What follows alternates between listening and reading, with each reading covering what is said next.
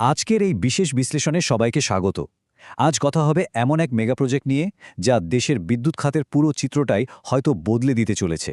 ঠিক ধরেছেন, কথা হচ্ছে রূপপুর পারমাণবিক বিদ্যুৎ কেন্দ্র নিয়ে। চলুন এর আদ্যপান্ত একটু নেড়েচেড়ে দেখা যাক কেন একে বলা হচ্ছে শক্তির জগতের নতুন এক ভরের সূচনা।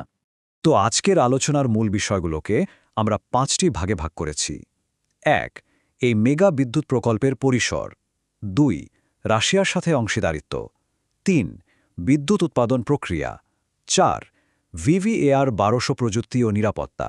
এবং সবশেষে 5. নতুন পারমাণবিক যুগের তাৎপর্য। শুরুতেই আসা যাক প্রথম ভাগে মেগা বিদ্যুৎ প্রকল্প। রূপপুর কিন্তু যেনতেন কোনো পাওয়ার প্ল্যান্ট নয়, এটি দেশের ইতিহাসের অন্যতম বৃহৎ, বলতে গেলে আক্ষরিক অর্থেই এক অভাবনীয় মাত্রার উদ্যোগ।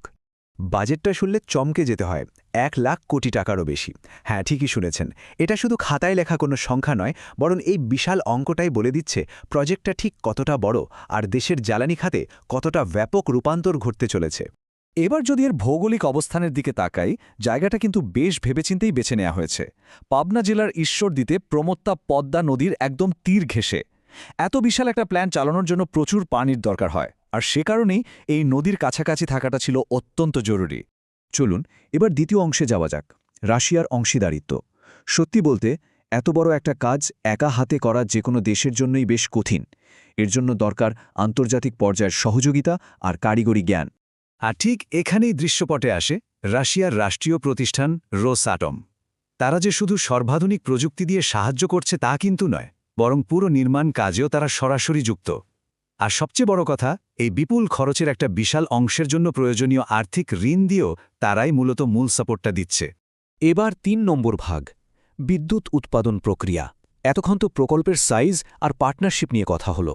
চলুন এবার একটু মূল বিজ্ঞানে ঢোকা যাক, দেখা যাক এই বিশাল স্থাপনা আসলে কিভাবে কাজ করে আর কোথা থেকে আসবে এত বিদ্যুৎ।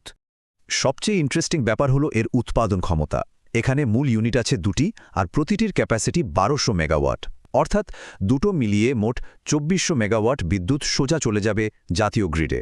বোঝাই যাচ্ছে দেশের বিদ্যুতের ক্রমবর্ধমান চাহিদার একটা বড় অংশই এখান থেকে মেটানো সম্ভব।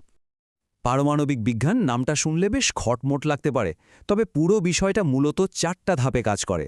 খুব সহজ করে বললে, প্রথমে ইউরেনিয়ামকে জ্বালানি হিসেবে ব্যবহার করা হয়। দ্বিতীয় ধাপে নিউক্লিয়ার ফিশন, মানে পরমাণু ভাঙার প্রক্রিয়ায় চুল্লির ভেতর তৈরি হয় প্রচণ্ড তাপ। তৃতীয়ত, সেই প্রচণ্ড তাপে পানি ফুটে একদম বাষ্প হয়ে যায়।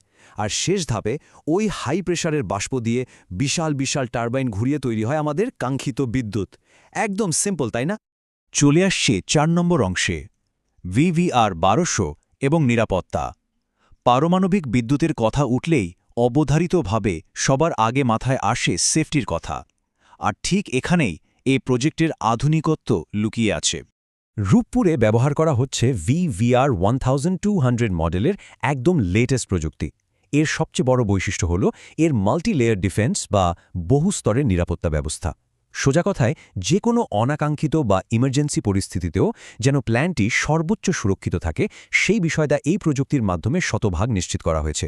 সবশেষে 5 নম্বর ভাগ, এক নতুন পারমাণবিক যুগ। এতক্ষণ তো ভেতরের বিজ্ঞান আর নিরাপত্তার কথা হলো, এবার একটু বড় পরিসরে, মানে জাতীয় পর্যায়ে এর প্রভাবটা দেখা যাক। খুব সম্প্রতি কিন্তু এই মেগা প্রজেক্ট একটা দারুণ মাইল ফলক পার করেছে। এখানে সফলভাবে ইউরেনিয়াম জ্বালানি লোড করা হয়েছে। এর মানে হল প্রজেক্টটা এখন আর শুধু ইট পাথরের কাঠামো বা ভবিষ্যৎ পরিকল্পনা নেই, এটি খুব দ্রুতই বিদ্যুৎ উৎপাদনের জন্য পুরোপুরি প্রস্তুত হয়ে যাচ্ছে। আসলে রূপপুরকে শুধু একটা বিদ্যুৎ কেন্দ্র ভাবলে ভুল হবে। এটি আমাদের প্রযুক্তিগত অগ্রগতি আর ভবিষ্যতের শক্তির এক বিশাল প্রতীক। এই বিশাল উদ্যোগটাই বারবার মনে করিয়ে দেয় যে আমরা আনুষ্ঠানিকভাবে এক নতুন পারমাণবিক যুগে প্রবেশ করেছি, যা সক্ষমতার এক নতুন দলিল।